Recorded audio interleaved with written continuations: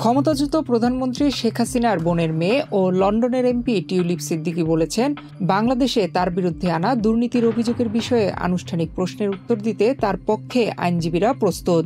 সম্প্রতি ব্রিটিশ সম্প্রচার মাধ্যম স্কাই নিউজকে দেওয়া এক সাক্ষাৎকারে তিনি একথা বলেন।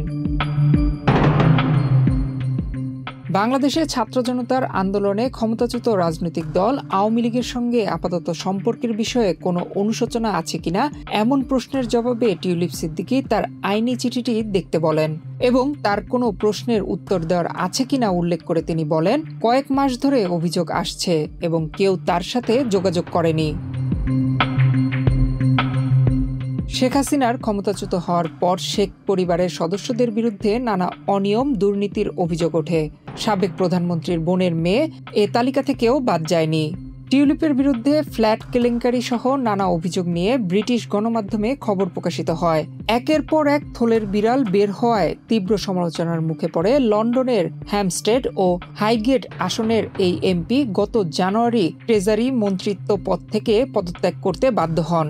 তখন বাংলাদেশে বেশ কয়েকটি দুর্নীতির তদন্তে তার নাম উঠে আসে। পরে বিরোধীদের ব্যাপক চাপের মুখে তিনি পদত্যাগ করেন। সরকার ছাড়ার পর এই প্রথম প্রকাশ্যে মন্তব্য করলেন টিউলিপ সিদ্দিকী। তিনি বলেন, মাসখানেক হয়ে গেল অভিযোগ উঠেছে, কিন্তু বাংলাদেশের কেউ তার সঙ্গে যোগাযোগ করেনি।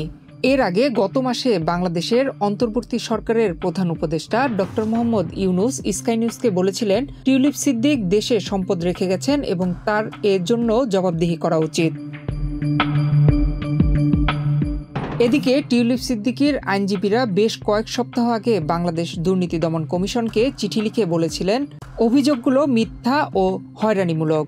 চিঠিতে বলা হয়, দুদককে 2025 সালের 25 মার্চের মধ্যে অথবা তার আগে টিউলিপ সিদ্দিকীকে প্রশ্ন করতে হবে, অন্যথায় তারা ধরে নেবে যে উত্তর দেওয়ার মতো কোনো বৈধ প্রশ্ন নেই।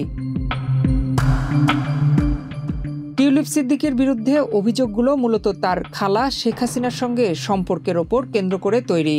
হাসিনা প্রায় 20 বছর বাংলাদেশের প্রধানমন্ত্রী ছিলেন। গত আগস্টে সারা দেশে তার বিরুদ্ধে রক্তক্ষয়ী বিক্ষোভের পর তিনি দেশ ছাড়তে বাধ্য হন। টিউলিপ সিদ্দিক লন্ডনের যে কয়েকটি বাড়িতে বসবাস করতেন সেগুলোর সঙ্গে তার খালার দল আওয়ামী লীগের যোগসূত্র পাওয়া গেছে। অবশ্য অভিযোগ ওঠার পর তিনি নিজেকে ব্রিটিশ প্রধানমন্ত্রীর মান নিয়ন্ত্রক উপদেষ্টা স্যার লরির ম্যাগনাসের জিম্মায় তুলে দেন অভিযোগগুলো তদন্তের জন্য। নয়ন বিশ্বাস, বাংলাদেশ প্রতিদিন।